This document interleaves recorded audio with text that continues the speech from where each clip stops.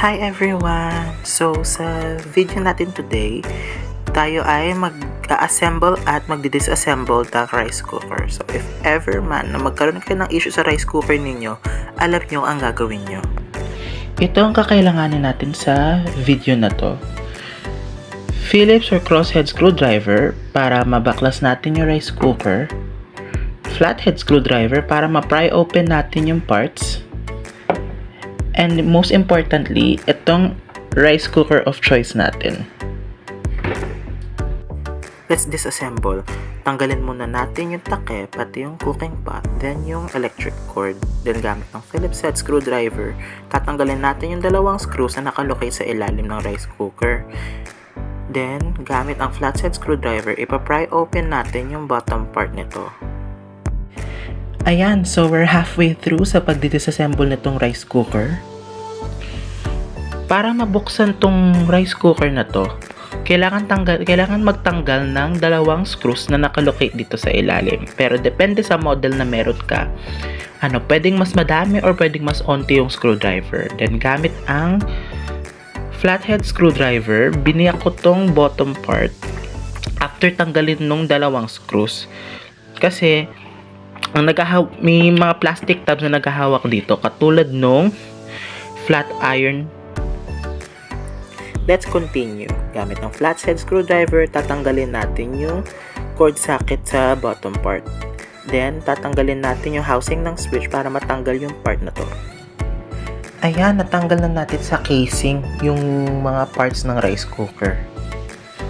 So ngayon, ipapakita ko sa inyo yung mga major parts ng rice cooker at saka ang mga functions nito.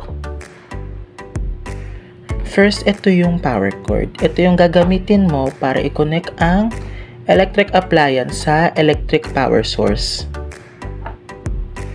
Ang sunod naman itong aluminum pan or for other terms, cooking pot.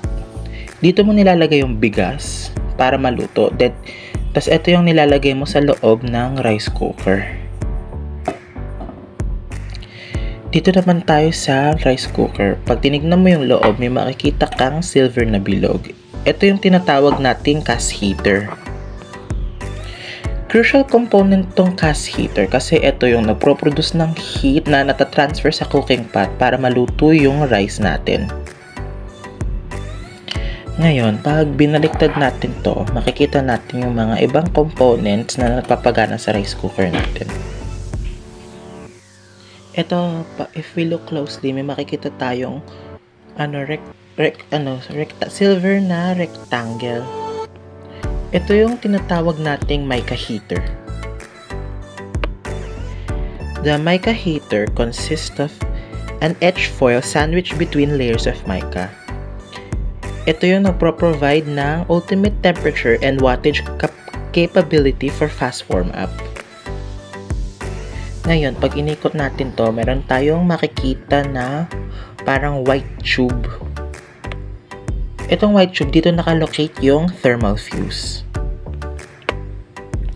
The thermal fuse serves as a cut-off which uses a one-time fusible link. Upon closer inspection, pag tinignan nyo itong mabuti, meron tayong makikita ritong bilog na spring-loaded. Ayun, pag pinindot natin kung nagmo-move. Ito yung thermostat assembly. This device automatically responds to temperature changes and activates switches controlling the equipment. Ngayon, ito naman, pag tinignan mo, ito yung cord socket. Dito mo nilalagay yung electrical cord para magkaroon ng power tong rice cooker. Tapos, ito naman, pag tinignan mo, dito nakalagay yung LED. Dito mo malalaman kung nasa process pa ng pagluluto yung kanin or kung umiinit ito. Tapos, ito naman, pag tinignan natin ang mabuti, ito yung activation switch. Ito yung nag-activate sa rice cooker natin para mag-function. Ayun, na pakita ko na sa inyo yung mga major parts at yung functions na nagpapagana sa rice cooker. If ever man na nag-stop working ang inyong rice cooker or hindi siya nagpa-function ng maayos, yung mga components na pinakita ko sa inyo ay yung titignan nyo ng maigi kapag balak nyo ayusin ito. Ito yung mga components, ito yung mga titignan ninyo para pag magta-troubleshooting kayo or kaya baka itong mga components yung naging issue na baka kailangan palitan. Ayun. After this, i-assemble na natin ulit tong rice cooker. So ayan, mag-a-assemble na tayo ulit. Ibabalik natin yung rice cooker sa casing niya. Then ibabalik natin yung housing ng switch. Then ilalagay natin yung cord socket sa bottom part ulit. After nyan, ibabalik natin yung dalawang screws.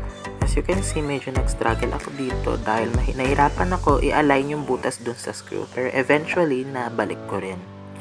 Then, binalik ko yung electric cord, yan yung pan and yung lid. So, ayan, natapos na ang disassembly natin ng rice cooker. Sana na nag-enjoy naman kayo, napanoorin akong medyo mag-struggle. Pasensya na kung medyo mautal-utal ako, medyo nag-stutter ako dahil I rarely do videos like this. Thank you so much for watching and I'll see you when I see you. Goodbye!